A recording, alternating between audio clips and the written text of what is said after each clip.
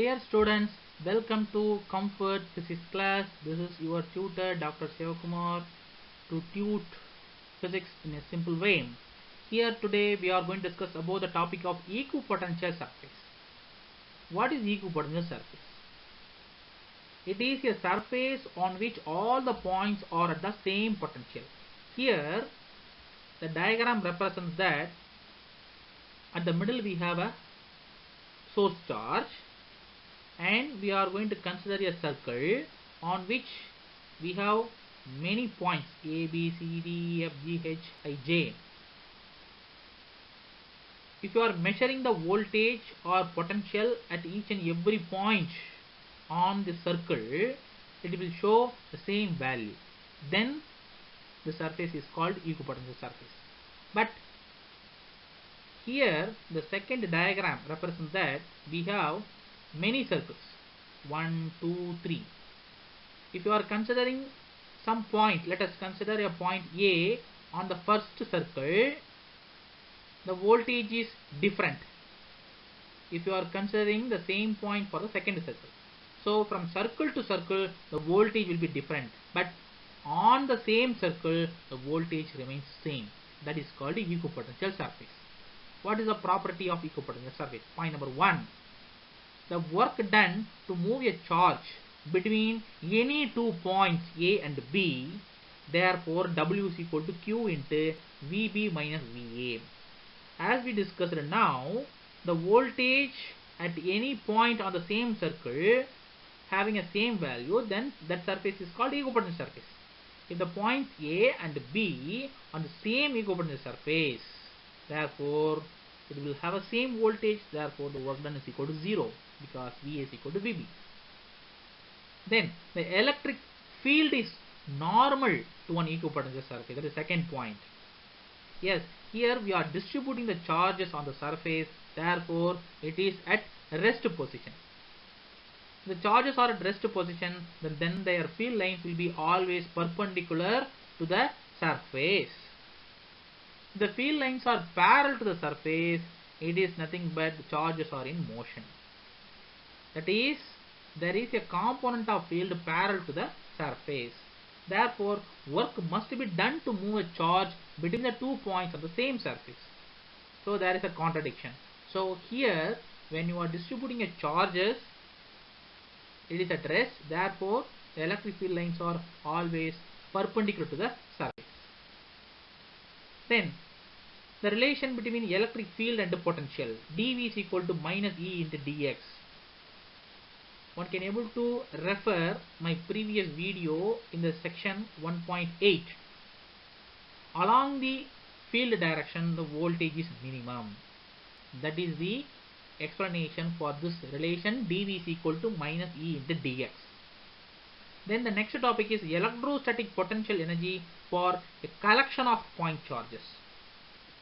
Here there are two types of system I am going to discuss now. 2-point charge system and 3-point charge system. Here at point P1 the charge Q1 is at rest, therefore there is no need of working to bring a charge from anywhere. It is at rest, therefore W1 is equal to 0. Okay, but now we are going to bring a test charge Q2 to the point P2 against the charge Q1.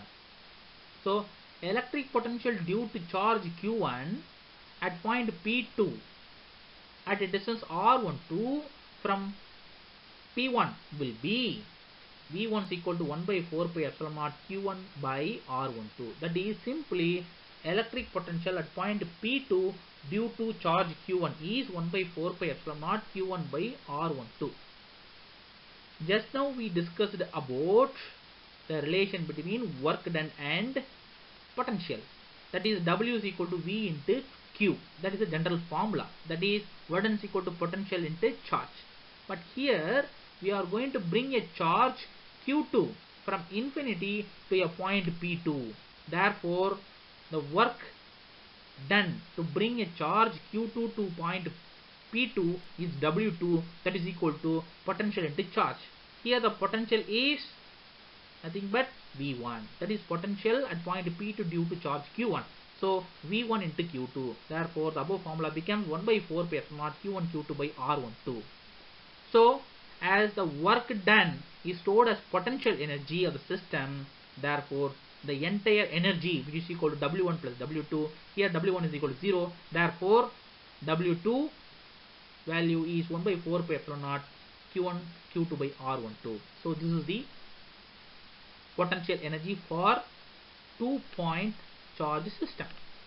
If you are considering the 3-point charge system, here we are going to bring a third charge from infinity to the point P3. Already we have discussed about a 2-charge system. Now we are going to discuss about a 3-charge system. So let us consider the charges Q1 and Q2 are at P1 and P2. Now we are going to find out what is the electric potential at point P3 due to Q1 and Q2. So the electric potential at point P3 due to charge Q1 is 1 by 4 pi epsilon naught Q1 divided by R13. Similarly, electric potential at point P3 due to charge Q2 is 1 by 4 pi epsilon naught Q2 by R23.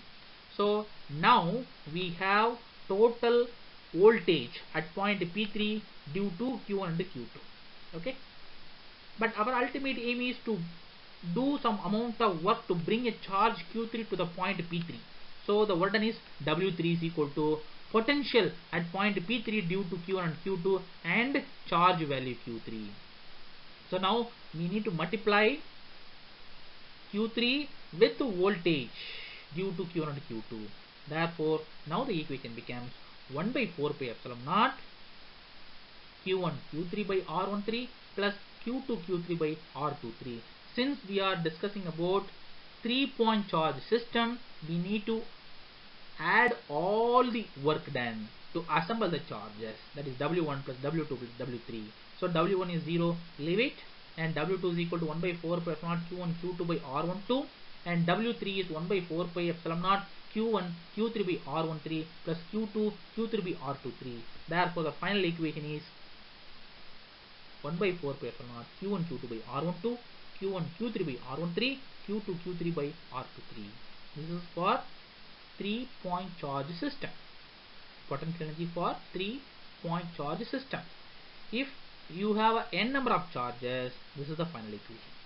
Then the potential energy of the n charge system is U is equal to 1 by 4 pi epsilon naught summation for all pairs like Q1 Q2, Q1 Q3, Q2 Q3, like that. So Qi Qj divided by Rij.